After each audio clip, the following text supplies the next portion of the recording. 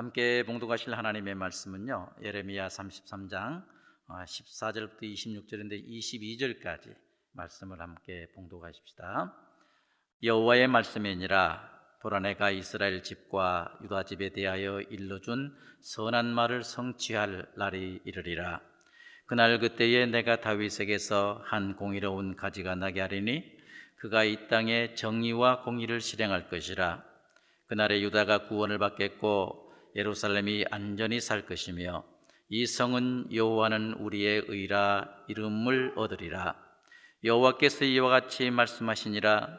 이스라엘 지배의 왕 위에 앉을 사람이 다윗에게 영원히 끊어지지 아니할 것이며 내 앞에서 번제를 드리며 소제를 사르며 다른 제사를 항상 드릴 레위 사람 제사장들도 끊어지지 아니하리라 하시니라. 여호와의 말씀이 여호와의 예레미야에게 임하니라. 이르시되 여호와께서 이와 같이 말씀하시니라. 내가 능히 낮에 대한 나의 언약과 밤에 대한 나의 언약을 깨뜨려 주야로 그때를 잃게 할 수 있을진데 내 종 다윗에게 세운 나의 언약도 깨뜨려 그에게 그의 자리에 앉아 다스릴 아들이 없게 할 수 있겠으며 내가 나를 섬기는 레위인 제사장에게 세운 언약도 파할 수 있으리라. 하늘의 만상은 셀 수 없으며 바다의 모래는 측량할 수 없나니 내가 그와 같이 내 종 다윗의 자손과 나를 섬기는 레위인을 번성하게 하리라 하시니라. 아멘.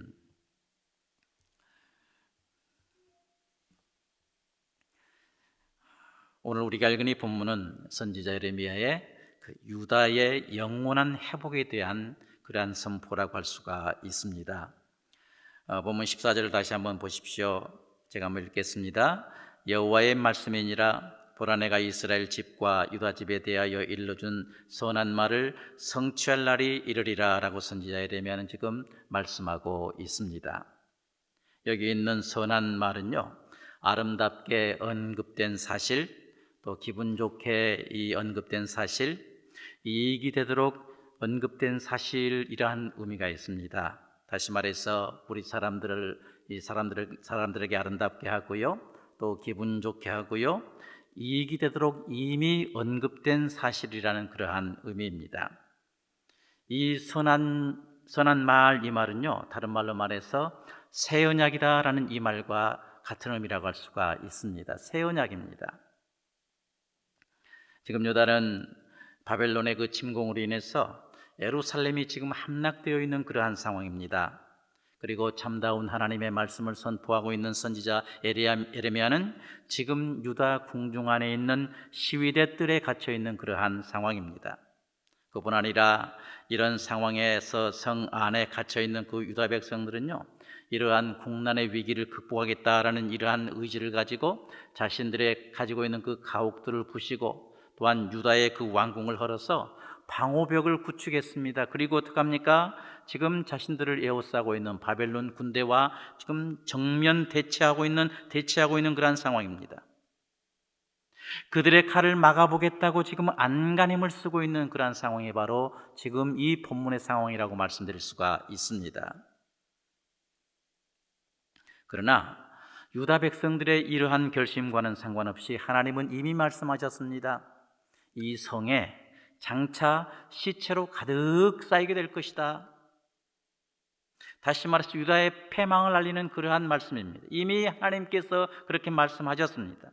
또한 그 상황을 그들도 알고 있는 상황입니다.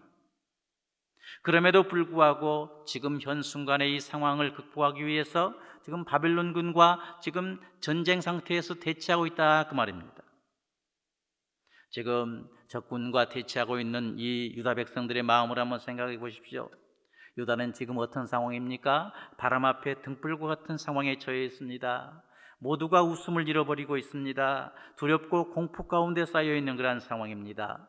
언제 어느 때에 바벨론 군대가 침입해서 자신들의 생명을 앗아갈지도 모르는 그러한 위험한 상황에 직면해 있습니다.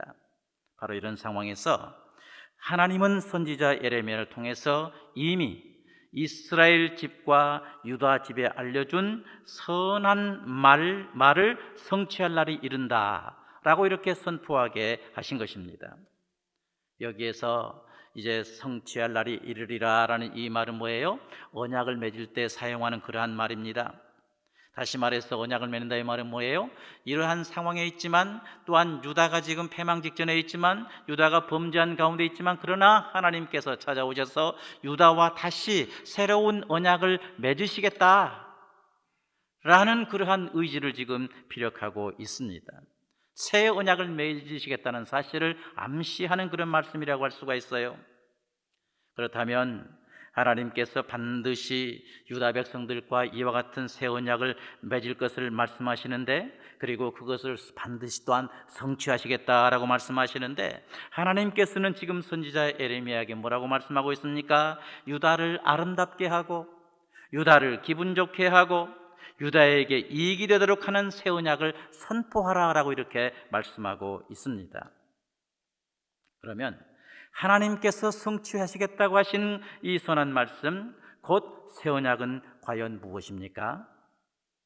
이 어떠한 선한 말을 선포하라 이렇게 하나님은 선지자 예레미야에게 말씀하고 계십니까? 먼저 예레미야 29장 10절에 보니까 이렇게 말씀하고 있습니다. 나 여호와가 이같이 말하노라. 바벨론에서 70년이 차면 내가 너희를 권고하고 나의 선한 말을 너희에게 실행하여 너희를 이곳에 돌아오게 하리라 라고 이렇게 말씀하셨습니다. 이 말씀에 보면은요, 선한 말이다라는 이 문구가 나오는데 오늘 본문 14절에 나오는 그 선한 말, 이 말과 동일한 그러한 단어라고 할 수가 있습니다. 곧 여기에도 새 언약이 나와 언급되어 있습니다.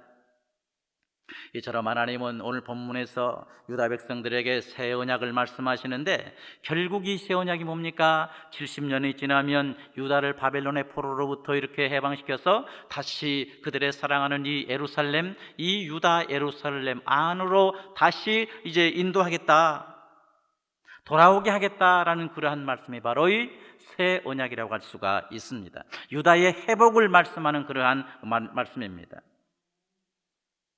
하나님은 지금 비록 유다가 절망 가운데 빠져 있지만, 그리고 장차 바벨론에게 벼망해서 바벨론의 포로로 이제 끌려가서 70년 동안 살 것이 분명하지만, 그러나 반드시 하나님께서 약속하신 대로 그들을 다시 예루살렘으로 이렇게 회복시키겠다, 돌이키겠다, 인도하시겠다라고 이렇게 말씀을 하신 것입니다. 지금 절망 가운데 빠져있는 이 유다 백성들에게 유다 회복에 대한 이러한 말씀은요, 이 새 언약은요, 소망이고 기쁨이고 희망의 줄입니다. 그렇지 않겠습니까? 물론 유다가 바벨론에게 망하지 않았으면 더 좋았을 것입니다. 그러나 자신들의 그 죄로 인한 그 유다의 멸망은 이미 하나님의 이제 선지자 이 예레미야를 통해서 선포된, 또 확증된 그러한 내용입니다. 그럼에도 불구하고 70년이 지나면 다시 유다를 회복시키신다라는 이 하나님의 말씀은 희망이 아닐 수가 없습니다. 먼저 보면 15절로 16절을 보십시오. 선지자 예레미야는 말씀합니다. 그날 그때에 내가 다윗에게서 한 공의로운 가지가 나게 하리니 그가 이 땅에 정의와 공의를 실행할 것이라. 그날에 유다가 구원을 받겠고 예루살렘이 안전히 설 것이며 이 성은 여호와는 우리의 의라라는 이름을 얻으리라 라고 했습니다. 여기에서 공의로운 가지라는 이 말씀이 있는데요, 이 말은 뭐예요? 정말 정의롭고 바르게 다스리실 그러한 이상적인 왕을 의미합니다. 이상적인 왕을 가리킵니다. 그렇다면 이 말씀은요, 공의로운 가지인 메시아가 반드시 도래한다. 그날에 하나님께서 원하시는 때에 반드시 정말 공의롭고 정의로운 그러한 가지인 메시아가 도래한다는 사실을 지금 선포하고 있는 것입니다. 다윗의 후손으로 공의로운 가지인 메시아가 도래해서 유다를 바벨론의 그 포로로부터 다시 구원하시고 예루살렘에서 안전하게 살 수 있게 하신다라는 그러한 말씀의 의미입니다. 메시아의 도래로 그 찬란했던 다윗 왕조가 영구히 존속될 것이라는 그러한 말씀입니다. 메시아의 그 도래를 통해서 다윗 왕조가 회복되어서 진정으로 공의로운 통치가 이루어질 것을 선언하고 있습니다. 이 말씀은요, 훗날 유다 지파인 느헤미야를 통해서, 이 느헤미야 총독을 통해서 부분적으로 성취되었는데, 그는 유다의 총독으로 이스라엘의 그 신앙을 회복시키고 또한 개혁을 단행했습니다. 그리고 예루살렘의 성벽을 이제 건축 시작했고요. 또 50일 만에 이렇게 성벽을 재건했으며, 아울러 여러 가지의 그 이제 사회 제도나 또 종교 제도를 잘 정비한 그러한 이제 사명을 감당했습니다. 이때 당시에 예루살렘에 샬롬이 찾아왔던 것이 사실입니다. 그런데 오늘 본문에 나오는 이 공의로운 가지라는 이 말씀은요, 이 싹싹이다, 또 순이다, 또 뜨인 돌이다, 머릿돌이다 라는 이 등의 말씀으로도 묘사되고 있는데, 이를 통해서 볼 때 이 공의로운 가지는 뭐예요? 장차 오실 영적인 메시아를 가리키는 말씀이라고 할 수가 있습니다. 단순히 눈에 보이는 정치적인 그러한 지도자 메시아가 아니고요, 영적인 메시아, 하나님의 아들, 여자의 후손을 가리킨다고 할 수가 있습니다. 곧 하나님의 아들 예수 그리스도가 곧 공의로운 가지라고 말씀드릴 수가 있습니다. 그렇다면 진정한 이제 유다의 회복은요, 그래서 다윗 왕조의 그 영구한 존속은요, 메시아 곧 예수 그리스도의 통치가 도래될 때 성취된다는 사실을 여러분 기억하시길 바랍니다. 바로 그때서야 비로소 하나님의 성인 예루살렘에, 또한 온 세상에 안전과 평안이 회복될 것입니다. 그리스도께서 오실 때 샬롬이 이 땅에 충만하게 될 줄을 믿습니다. 그뿐 아니라 이렇게 메시아의 도래로 유다, 다시 말해서 다윗 왕조가 회복되면 레위 계통의 이 제사장직이 영구히 존속될 것이라고 선지자 예레미야는 지금 또 선포하고 있습니다. 이것 또한 선한 말, 다시 말해서 새 언약임을 알 수가 있습니다. 본문 18절에서 뭐라고 말씀했습니까? 내 앞에서 번제를 드리며 소제를 사르며 다른 제사를 항상 드릴 레위 사람 제사장들도 끊어지지 아니하리라 하시니라 라고 이렇게 말씀하고 있습니다. 유다, 다시 말해서 이 영구한 다윗 왕조가 회복되면요, 하나님 앞에서 번제를 드리고 또 소제를 사르며 다른 제사를 항상 드릴 레위 사람 제사장들이 끊어지지 않게 하겠다라고 하나님은 약속하셨습니다. 새 언약입니다. 그런데 우리가 이제 이스라엘의 역사를 보면 알 수가 있습니다만은요, 역사적인 측면으로 볼 때 어떻게 됐어요? 이 예언에 대한 신빙성은 좀 부족한 것이 사실입니다. 왜 그래요? 포로 귀환 후에 이 레위 계통의 그 제사장들이 점점 줄어지고 또 끊어져 갔던 것이 사실입니다. 영구하게 이렇게 이어지지 않았던 것이 사실입니다. 그렇기 때문에 영원한 다윗 왕조에서의 제사장은 레위 사람의 반차를 좇은 제사장으로는 한계가 있습니다. 왜 그래요? 그들은 여전히 죄인이고 불완전하기 때문입니다. 때로는 이런저런 사정으로 인해서 단절되어 버릴 수 있기 때문에 그렇습니다. 그러므로 영원한 다윗 왕조에서의 그 제사장은요, 멜기세덱의 반차를 좇은 대제사장만이 가능함을 알 수가 있습니다. 왜냐하면 여러분 아시는 대로 이 대제사장 멜기세덱은 어떻게 해요? 날 때도 없다고 그랬습니다. 시작도 없었고요, 또 이제 마지막도 없었다고 그랬습니다. 또 하나님의 제사장으로서 하나님과 하나님의 그 아들과 같이 방불된 그러한 항상 제사장이었기 때문에 그럼을 알 수가 있습니다. 그래서 다윗은 이미 시편 110편에서 이렇게 예언했습니다. 장차 도래할 그 굳건한 메시아상에 대해서 말씀하고 있는데, 먼저 이 보좌 우편에 앉아 왕권을 가진 그러한 메시아입니다. 동시에 뭐예요? 멜기세덱의 반차를 좇은 대제사장이라고 말씀하고 있습니다. 다시 말해서 장차 이 땅에 도래할 그 메시아는 왕 대제사장의 그 메시아다 그 말이에요.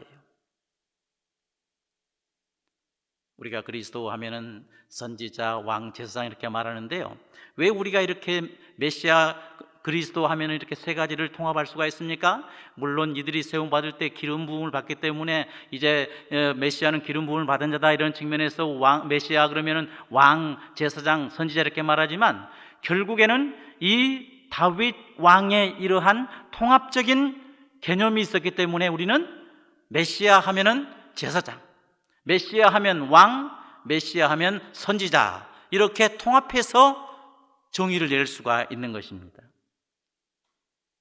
그런 면에서 볼 때 시편 110편은 귀중한 우리에게 구속사적인 측면에서 큰 의미를 주는 그런 말씀이라고 할 수가 있습니다.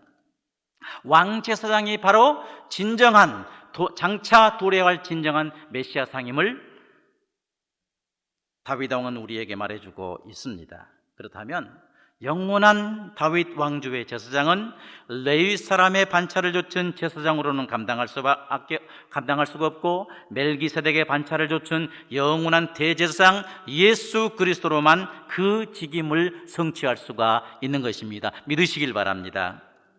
다른 길이 없습니다. 우리가 구약을 통해서 발견할 것이 있는데, 다윗의 왕조와 레위인의 그 제사장직이 신정 정치의 두 기둥임을 우리는 이 사실을 발견할 수가 있습니다. 이 구약의 모든 역사가 바로 한마디로 말해서 신정 정치라고 할 수 있는데, 하나님께서 직접 다스리는 이러한 정치라고 할 수 있는데, 그 신정 정치의 근간을 보면 다윗 왕조라고 하는 한 기둥, 그리고 이 레위 제사장직이라고 하는 이 한 기둥이 이 신정 정치를 떠받치고 있는 것을 볼 수가 있어요. 그런데 이 두 기둥이 무너져 버렸습니다. 어떻게 해요? 유다의 멸망으로 무너져 버린 것입니다. 하나님께서는 하나님의 아들 메시아이신 예수 그리스도를 통해서 이 무너져 버린 왕권과 제사장직을 다시 회복하시고 영원히 지속해 나가신 것을 볼 수가 있습니다. 예수 그리스도의 도래에 의해서 온전히 성취되어짐을 우리는 발견할 수가 있습니다. 이 사실을 미뤄볼 때 영원하신 다윗의 왕조는 하나님 나라의 그 왕권을 가지고, 이 하나님 나라는 왕권을 가지고 이 세상을 다스릴 수 있고, 시작도 끝도 없이 멜기세덱의 반차를 좇은 예수 그리스도께서만 가져올 수가 있는 것입니다. 하나님 나라는 예수님만이 가지고 올 수 있습니다. 왕이신 예수님, 또한 시작도 끝도 없으신 이 대제사장 예수님만이 가지고 올 수가 있습니다. 그리고 이 하나님 나라는 예수님만 다스릴 수가 있습니다. 그리고 이 하나님 나라는 오직 예수님만이 유지시켜 나갈 수가 있습니다. 하나님 나라의 회복은 이 예수 그리스도로만 가능한 것입니다. 여러분, 레위 사람의 반차를 좇은 제사장과 멜기세덱의 반차를 좇은 이 제사장의 차이 여러분 아시죠? 이제 창세기 14장에 나오는데요, 멜기세덱 대제사장 멜기세덱이 나오는데요, 아브라함이 높습니까? 멜기세덱이 높습니까? 네. 멜기세덱이 아브라함을 축복하잖아요. 그리고 뭡니까? 이 아브라함이 멜기세덱에 11조를 바치잖아요. 이걸 봤을 때 멜기세덱이 훨씬 우위에 있는 그러한 존재임을 알 수가 있습니다. 그런데 우리가 보이는 그 레위 자손의 그 제사장은 누구의 후손이에요? 이 아브라함의 후손입니다. 그런데 예수님은 누구의 반차를 좇은 대제사장이시라고요? 멜기세덱의 반차를 좇은 이제 대제사장이십니다. 멜기세덱이 아브라함 위에 있듯이 멜기세덱의 반차를 좇은 예수님 대제사장이 레위 사람을 반차를 좇은 이 제사장보다 훨씬 제사장의 측면에서도 우위에 있는 그러한 분이십니다. 하나님 그 자체이시기 때문에 우위이지만 동시에 제사장직을 비교해 봤을 때도 훨씬 우위임을 알 수가 있습니다. 바로 멜기세덱의 반차를 좇은 이 우월하신 예수님께서 바로 우리의 구세주시고 바로 우리의 메시아시고 장차 우리를 위해서 모든 구속을 이루실 분이시고, 또한 우리를 위해서 항상 강구하신 분이 바로 이 예수 그리스도이십니다. 이렇게 우월하신 대제사장 예수 그리스도는 지금도 하나님의 백성인 우리들을 위해서 하나님 우편에서 간구하고 계십니다. 지금도 우리의 모든 고통을 친히 담당해 주십니다. 대제사장의 그 직임을 감당하고 계십니다. 하나님은 이처럼 풍전등화와 같이 나라의 멸망을 앞두고 있는 유다, 지금 바벨론 군사들과 대치하고 있는 유다에게 선한 말, 다시 말해서 새 언약을 하셨습니다. 26절 하반절을 보시기 바랍니다. 읽진 않았습니다만 26절 하반절을 보면 내가 그 포로된 자를 돌아오게 하고 그를 불쌍히 여기리라 라고 말씀하십니다. 하나님은 메시아를 통해서 유다를 회복시키시겠다 이렇게 말씀하셨습니다. 또 바벨론의 포로로부터 해방시켜서 고국 예루살렘으로 인도하시겠다라고 언약하셨습니다. 그리고 메시아를 통해 어떤 상황에서도 항상 우리를 보호하시겠다라고 약속하셨습니다. 그리고 하나님께서는 선지자 예레미야를 통해서 선포하신 이 선한 말, 다시 말해서 새 언약을 반드시 지키신다고 말씀하시고 또한 그 보증을 낮과 밤의 언약을 통해서 우리에게 보증해 주셨습니다. 하나님께서 이와 같이 우리에게 새 언약을 하셨는데 내가 이것은 반드시 지킨다 라고 보증하셨는데 낮과 밤에 이 언약을 통해서 말씀을 하십니다. 본문 20절에 보니까 그랬습니다. 여호와께서 이같이 말씀하시니라 너희가 능히 낮에 대한 나의 언약과 밤에 대한 나의 언약을 깨뜨려 주야로 그때를 잃게 할 수 있을진데 계속 이렇게 말씀하고 있는데요. 지금 이 표현은 한마디로 말해서 여호와의 약속의 신뢰성과 영속성을 입증하기 위해서 쓰여진 그러한 구절이라고 할 수가 있습니다. 다시 말해서 낮이 되고 밤이 오가고 이렇게 하는 것은요, 하나님께서 최초에 이렇게 설정하셨습니다. 그런데 만약에 이 자연 질서가 파괴되고 낮과 밤의 기능이 제때에 작용하지 않는다면 어떻게 해요? 여호와께서 자기 종 다윗과 레위 제사장직에 대해서 맺으신 그 언약을 파괴해도 파괴된 것이다 라고 이렇게 생각해도 좋다 이렇게 말씀하고 있습니다. 만약에 낮과 밤이 그냥 엉망진창으로 질서 없이 이렇게 진행된다면 내가 너희에게 했던 이러한 언약이 파괴되었다라고 생각해도 좋다 이렇게 말씀을 하신 그런 내용입니다. 그러나 하나님께서는 자연 법칙이 변하지 않는 한, 다시 말해서 자연 법칙 이거 변하지 않게 하시는 그러한 분이신데 자연 법칙이 변하지 않는 한 다윗에게 레위인에게 세우신 언약도 결코 변하지 않을 것이다 라고 이렇게 지금 보증을 하고 있다 그 말입니다. 하나님께서는 이 같은 보증을 통해서 유다 자손을 다시 번성케 하고 회복시키실 거라고 지금 말씀하십니다. 하나님은요, 지금도 영적 바벨론과 대치하며 두려워 떠는 그의 백성들에게 또한 우리들에게 선한 말, 다시 말해서 새 언약을 하십니다.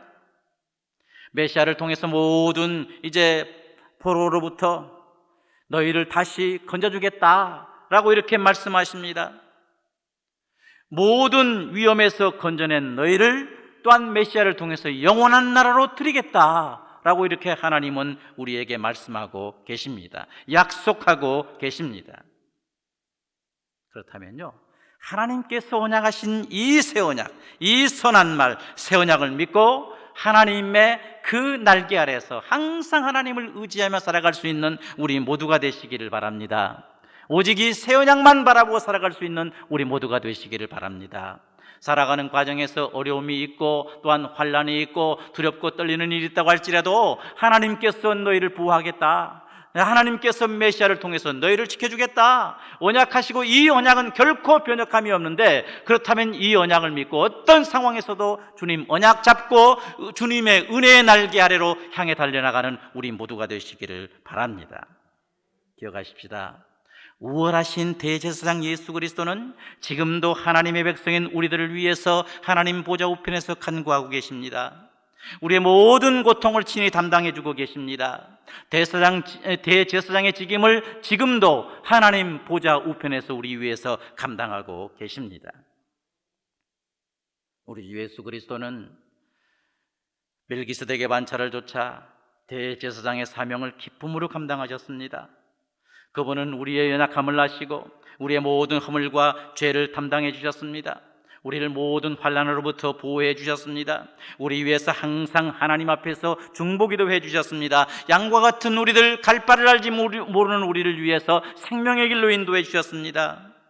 그리고 우리를 영원한 이제 기쁨과 안식과 눈물이 없는 하나님 나라로 인도하시기 위해서 자기 자신을 단번에 십자가의 제물로 던지신 것을 볼 수가 있습니다. 단번에 하나님의 의를 만족시켜 드렸습니다. 그래서 그를 믿는 모든 사람들에게 구원을 주셨습니다. 그리고 그 예수님은요, 구원을 완성하시기 위해서, 다시 말해서 영원한 다윗 왕조를 완성시키기 위해서 이 땅에 때가 되면 다시 오실 것입니다. 여러분, 유다 백성들이 바벨론 군대들과 생명의 대치를 하고 있는 것 같이 지금 우리도 모든 환난과 어떤 경우는 생명의 대치를 하고 있는 것이 사실입니다. 조그만 방심에도 우리 앞길이 어떻게 될지 모르는 그런 살얼음과 같은 순간을 살아가고 있습니다. 그것이 경제적인 어려움일 수도 있고요, 사업과 직장의 어려움일 수도 있습니다. 자녀들에 대한 어려움도 될 수가 있습니다. 건강 때문에 찾아오는 그 어려움일 수도 있습니다. 뿐만 아니라 지금 우리는요, 이 사단과 끊임없는 영적 전투를 벌이고 있습니다. 죄악 앞에 순간순간 무너져버리는 자기 자신의 나약함을 발견하고 어떻게 해요? 얼마나 자신에 대해서 한탄하고 있는지 모릅니다. 비참하게 이렇게 자기 자신을 칠 때가 많습니다. 그런 상황에 우리가 직면해 있습니다. 이런 상황으로 인해서 우리 마음속에는 수많은 그러한 어려움들, 또한 상실감들, 또 좌절들이 이렇게 있을 수가 있습니다. 그러나 여러분, 유다를 반드시 회복시키시겠다고 언약하신 이 하나님의 약속을 믿고 힘들고 어렵다고 할지라도 우리를 능히 이기게 하시는 그 메시아, 그 예수님 의지해서 이 어려움 앞에서도 담대하게 그 어려움을 향해서 전진해 나갈 뿐만 아니라 싸울 뿐만 아니라 두려워하지 아니하고 주님 능력 의지해서 승리할 수 있는, 그래서 하나님의 능력을 이 세상에 드러내고 하나님 앞에 영광 돌리는 우리 모두가 될 수 있기를 주님의 이름으로 축원합니다.